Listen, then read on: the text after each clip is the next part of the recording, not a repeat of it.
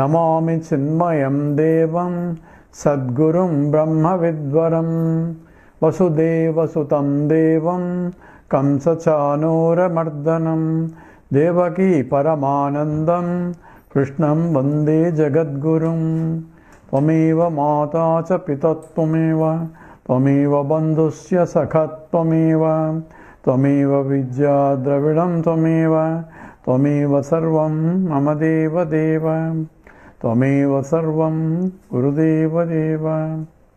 Hari Om. We are now doing the Yoga Vasistha. This is the second part. The first part that we covered many years ago. That's from the text we are taking is a condensed version of Yoga Vasistha, and this is collected by Swami Tejamayanji in the 86 slokas, of which we covered the first part up to 4th chapter, where Sage Vasistha discusses about the nature of the reality and the nature of the realized master also. And we start with the Yoga Vasistha's invocation sloka and then continue. Yatas sarvani bhutani pratibhamti stitani cha. Yatas sarvani bhutani pratibhamti stitani cha. Yatraivopashamam yanti. Yatraivopashamam yanti. Tasmai satyatmani namaha. Tasmai satyatmani namaha. This is an invocation sloka of the Yoga Vasistha, and it also contains the essence of the Yoga Vasistha also, and an exhaustive analysis of this sloka was done in the first part, where you can find it on the YouTube under Acharya Sadaji under Yoga Vasistha. The very first talk covers the first sloka, which is also invocation sloka. And we are now doing in the second part of the Sage Vasistha talks about the 7 steps in gaining the knowledge. These are the steps for a mind to evaluate itself where I am in this process. And there are no discrete steps, but in a general, these are classified so that you are at this level, you are at this level, so that one can improve to that. Each step is not just immediate or quickly. It takes years of sadhana and study and reflection in order to gain or go from one step to the other. Some are quite fast, depending upon the nature of the seeker or the samskara of the teacher. He evolves rapidly, and depending on that, it takes some time or it takes quickly too. And we were doing the sloka 1, and we'll read it again. This is the 5th chapter in the condensed text, which is Yoga Vasistha Sara Sangraha. And we'll sloka 1. Jnanasya bhumikanam tvam Jnanasya bhumikanam tvam Ajja nirvachanam shrunu Ajja nirvachanam shrunu Kim muda ivatishtami Kim muda ivatishtami Precheham shastra sajjani Precheham shastra sajjani Vairagyam purvamiccheti Vairagyam purvamiccheti Subhechet yuchyate budhaihi Subhachet yuchyate budhaihi. Together. Jnanasya bhumikanam tvam Ajja nirvachanam shrunu Kim muda ivatishtami Procheham shastra sajjani Vairagyam purvamiccheti Subhechet uchyate budhaihi. So here we were analyzing this sloka, and here talking about bhumikanam, jnanasya bhumikanam tvam shrunu. So listen to this, where this is an instruction by the Sage Vasistha to Lord Rama, Lord Rama is a student here, and first he asks Vishwamitra directs him to his own teacher, the Vasistha, to respond to Arjuna, to Rama's questions. And here the Bhumika, these are steps involved in Jnanasya, in gaining the knowledge. These are the steps involved. It's like we have grade 1, grade 2, grade 3, the steps involved. These are grades in terms of evaluation of the student's level of understanding or level of expertise that he has reached, so that he can go to next level. And first step is, we said, recognition that I am a stupid. That means I am an ignorant one. Stupid here means I am an ignorant. I may be a PhD in objective sciences and very well respected and very well educated, but I may be still a fool in terms of not knowing the absolute truth. And so people mostly, in fact, they even deny a lot of things, and they think this is all subjective, only science is an objective. Science really means the knowledge, and in Veda means knowledge only. Vedanta means ultimate knowledge, and that's absolute science. In fact, Bhagavan Shankara, in his introduction to Maitreyi Brahmana, which we covered and available on YouTube also, where he discusses what is a real science, and he dismisses all objective sciences, including everything, as only a false knowledge, because doesn't tell you the truth. What is the truth and why is it false? Because it only talks about objective knowledge, and any objective knowledge depends upon the subject. Without the subject, you cannot have an objective knowledge. So there has to be a subject. But subject can exist independent of the objective knowledge. So I am a knower, and this has to be known. Without the knower, known cannot be established. So according to Vedanta also, existence of an object is established by the knowledge of its existence. If nobody knows, then whether it may be science may be there, then no one knows also. So it is still unknown. So a lot of laws are there in nature. If no one knows, then they are to be discovered. Discovered means a scientist only discovers. That means he removes the cover. That means he removes the ignorance. It is there, but it's covered by ignorance. And the true knowledge is that which is always eternally present, ever present, but I don't know what it is. So if I don't know, then I'm ignorant of that, which is absolute knowledge. And this is Mudha also is because that absolute knowledge involves about your own self. Because I am operating whole world, not only life, this life, life after life after life, without knowing myself, and I am trying to know everything else. And that's why it's called Mudaha, where without solving your own problem, without analyzing the analyst, we are analyzing everything else and making statements and declaring that that is only science and not the other one. That's only because of our ignorance. So, Kim Muda Yuvatishtami, how come I am sitting life after life I am spending without knowing basically who I am and what is this world, what's my relationship. And also I am a Mudha because I am looking for happiness where it is not there. So if I don't know, and I am looking for all over the place, and I was telling the story of an old lady, and she was searching under a light for a ring, and everybody thought they want to help, and they are also searching, and no one is able to find it. At last they asked somebody, where did you lose it? I said, I lost there. Then why are you searching here? There is no light there. So she is searching here where it is not there because there is a light there. So same way, we are searching for happiness because there are objects, sense objects are there. We are looking for happiness via the sense objects, even though there is no happiness in the sense objects. Why? Because the same sense object should give happiness to everybody and same amount and every time. It's not only first time we may enjoy, second time it becomes a pain in the neck. So because there is no inherently, there is no happiness there. Still we are going after it. That's why we are called Mudaha. So Kim Mudayavati, once I understand it, then half the problem is solved. because at least I recognize the problem. If I don't even recognize the problem, I have been doing that for life after life, continuing that problem. At least so now I recognize the problem, and the very recognition of the problem is the first step. And that's what according to this.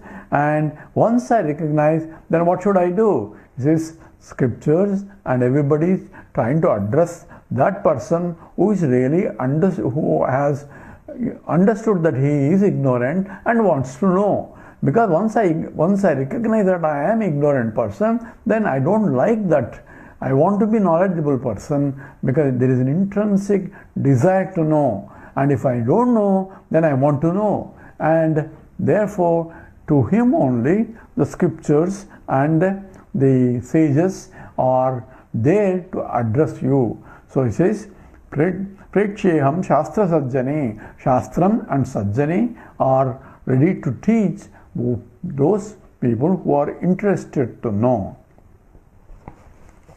And Vairagyam Purvam Iccheti. In order to know it, I need to have Vairagyam. What is Vairagyam? People are afraid of the word Vairagyam. Vairagyam is, I have to devote my mind in order to study. So in that case, I have to keep the mind away from all other dissipative things, so that I pull out my mind from there and invest here. That is Vairagyam. So a student wants to study and succeed and wants to get a first class, he should have a Vairagyam. Why? Because he has to withdraw the mind from all other pursuits or dissipative pursuits that takes the mind away from the source, and he has to withdraw. That withdrawal is called the Vairagyam. And here the withdrawal of the mind from where? From all sense enjoyments. What's the problem with sense enjoyments? Because that will, first of all, it will dissipate the mind. Second of all, I am going after more and more on that, and it forms you the bondage, because once I get involved more, it drags me more and more into it, and my mind is not available for study of Vedanta or any higher knowledge. So if you want to study, then I have to withdraw the mind. So that's what Krishna talks about. Yato yato nischarati manaschanchalamasstiram tatastato niyamyaitadu atmani eva vashamnaye.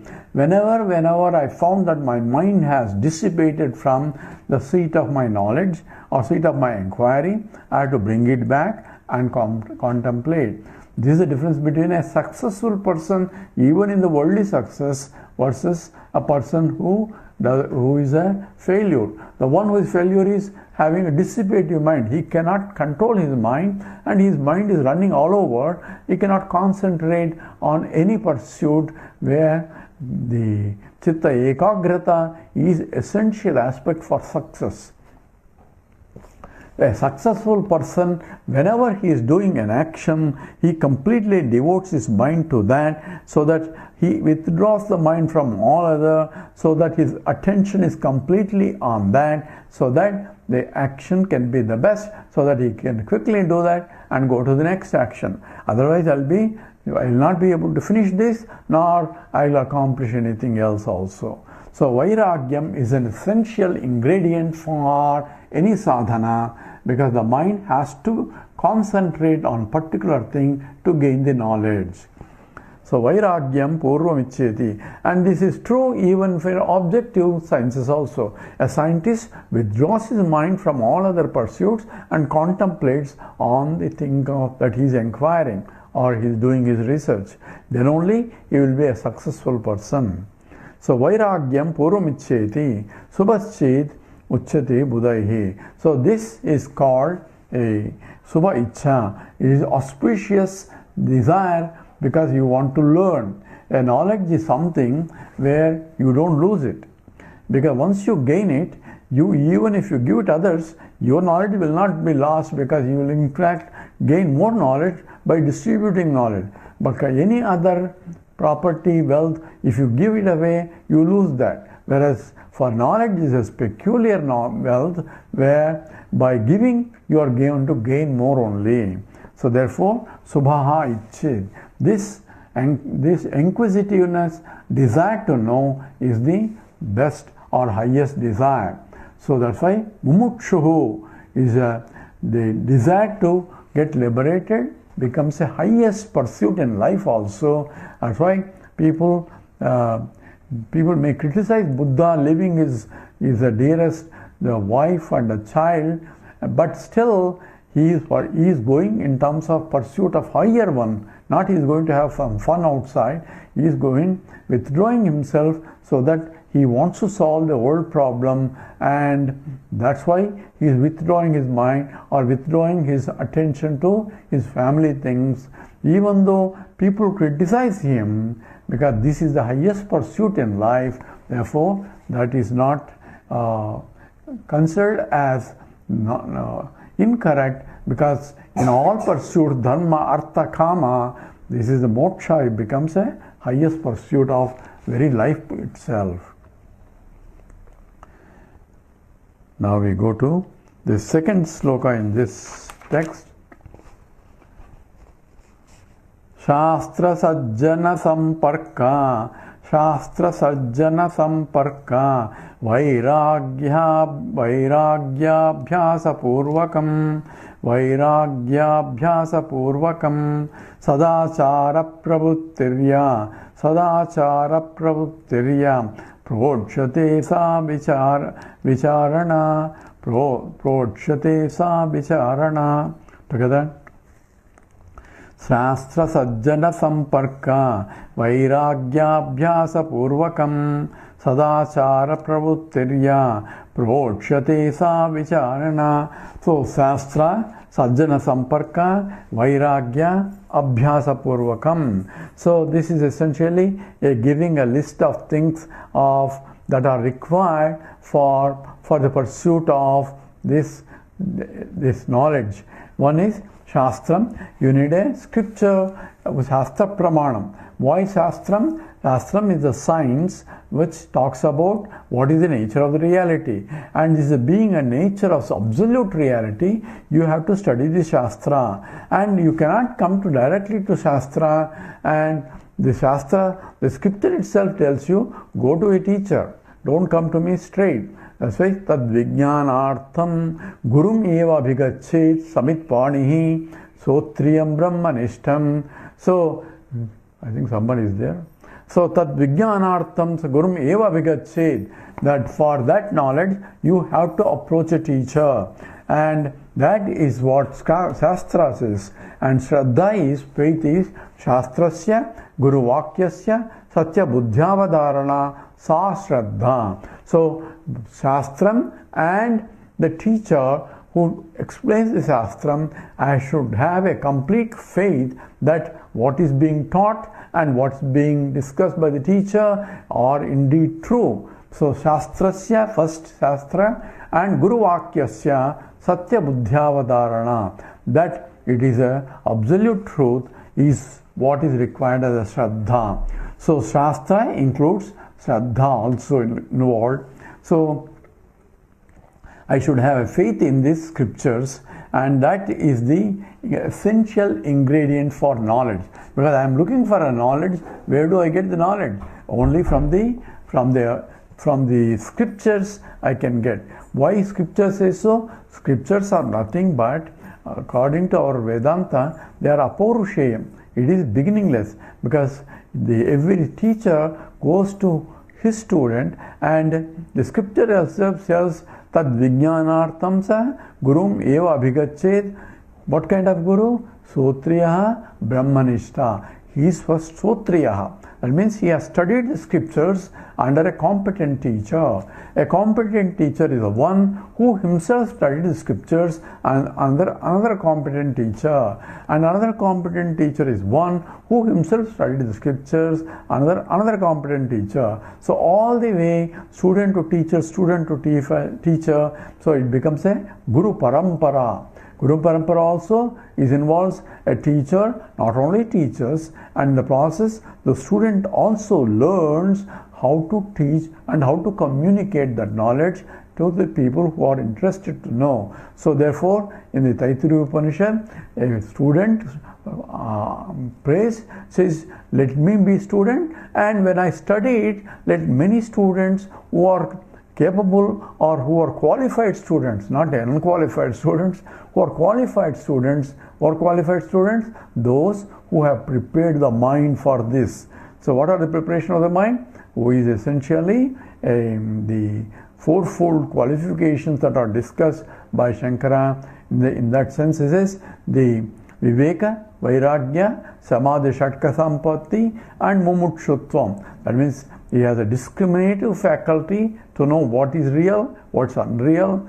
That discriminative capacity should be there. Viveka, Vairagya, dispassion to things that are dissipative things, and the Samadhi Shakta Sampatti, those are the discipline of the mind and the desire to know, which we discussed in the first sloka. So Shastra and Sajjana Samparka, association with the right people. So essentially, how do I get association with the right people? This is in the Viveka Chudamani, which Shankara says this, the Manushyatvam, Mumukshutvam, Mahapurusha Samsrayam, Durlabam Trayami Vaitatu, Daivanugraha Hetukam.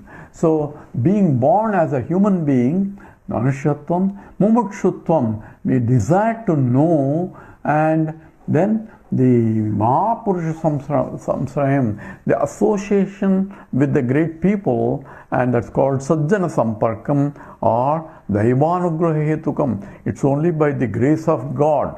So how do you get grace of God? So we say, do we do puja every day to get grace of God?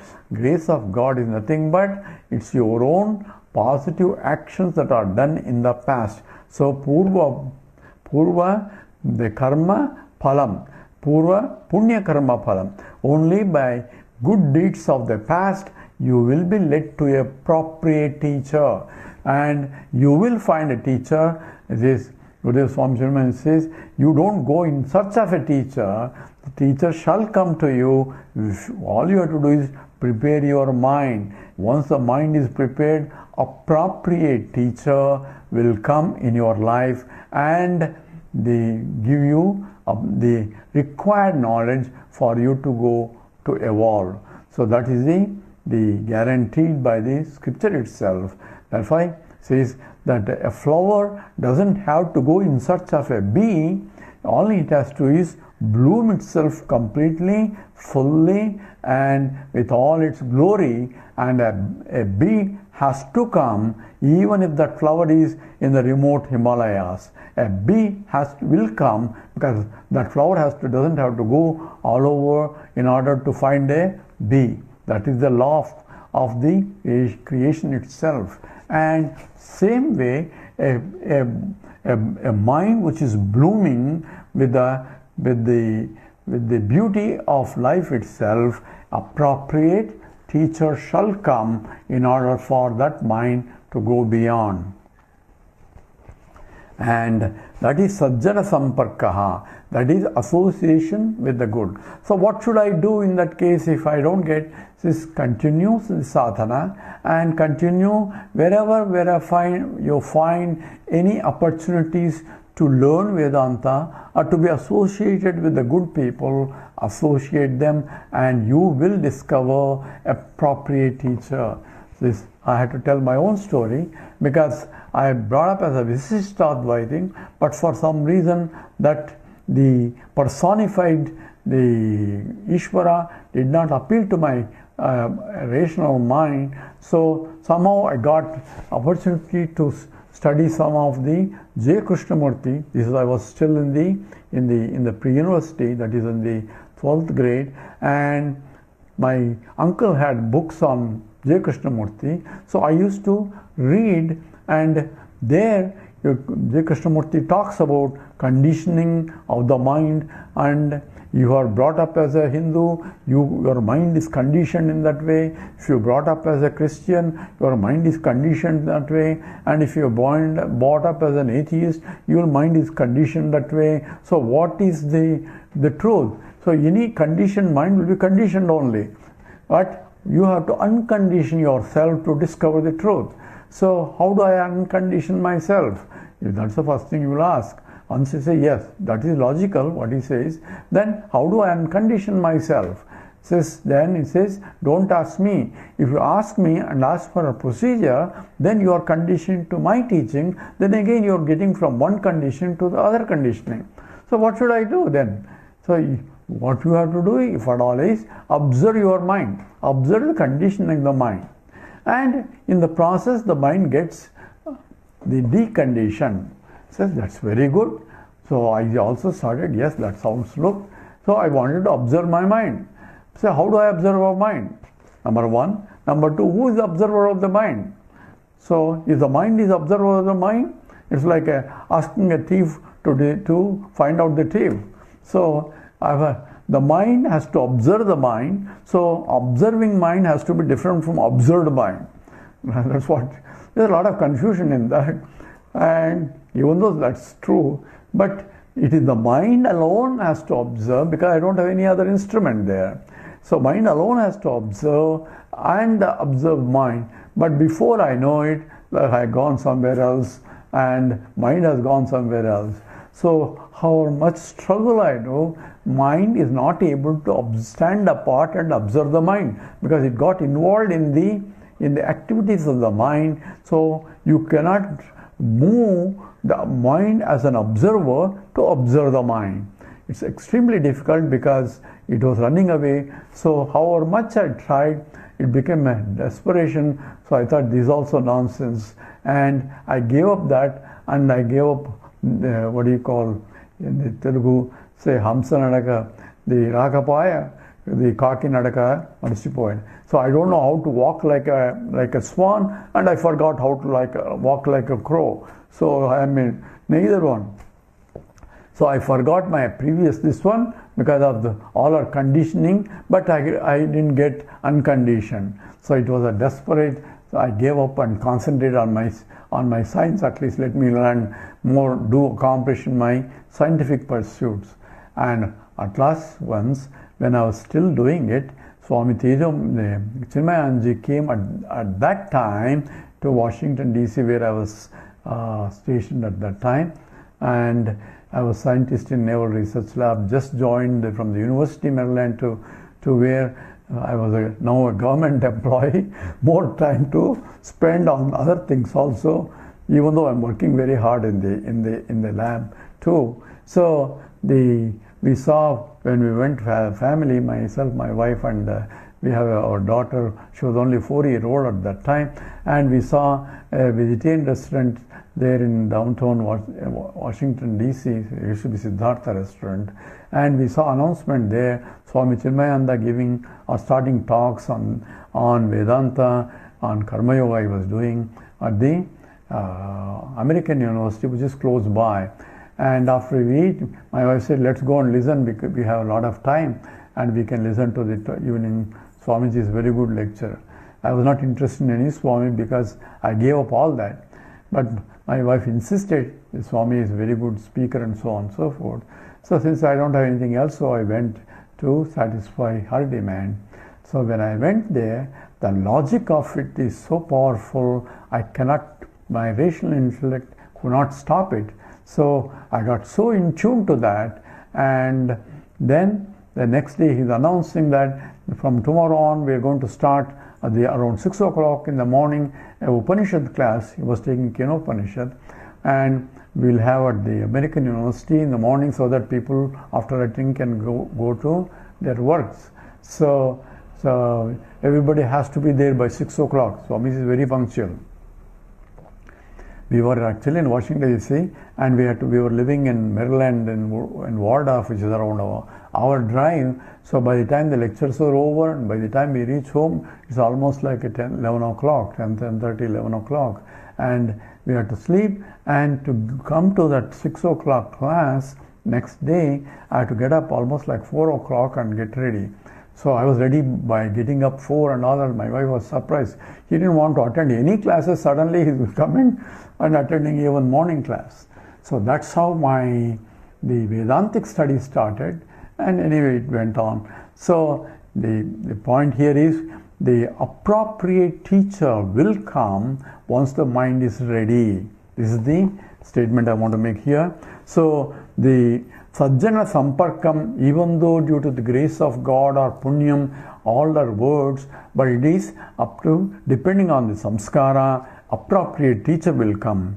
And Vairagya Abhyasa Purvakam, along with it, I had to withdraw my mind from other dissipative thoughts and to contemplate on it. Without contemplation, without ekagrata, without the suddhi, you cannot study, cannot gain any knowledge, let alone. And this being a very subtle knowledge, you have to have a very mind completely free from all disturbances. And along with that, to prepare that mind only, Sadachara Samvrittihi, Sada Acharam. It's a good activities, that means the mind has to be prepared, so the mind should not be dissipative type. So rest of the time you have to have a Sadachara. Sadachara includes the proper discipline of the mind, a traditional way, or some discipline where you have the allotment of mind where each one is concentrating so that the mind doesn't get dissipated into the sense enjoyments, and that's what is Sadacharam here. Sadachara pravuttihi prochyate sa vicharana. This is vicharana. This is called prochyate. The second state is called vicharana. That means a mind ready to inquire. So first one is actually a desire to inquire. So desire itself will not give you the result. Desire has to be supported by appropriate efforts, and that is what a ready mind, appropriate effort here is to concentrate on the studies, preparing the mind required for particular concentration. All that is part of the vicharana here. It's called the second stage in the evolution of the gaining the knowledge, and that is what we have covered. We'll go back again, come back to this in the next talk. Om Purnamada Purnamidam Purnat Purnamudachyate Purnasya Purnamadaya Purnameva Vasishyate. Om Shanti Shanti Shanti. Harihi Om Sri Gurubhyo Namaha. Harihi Om.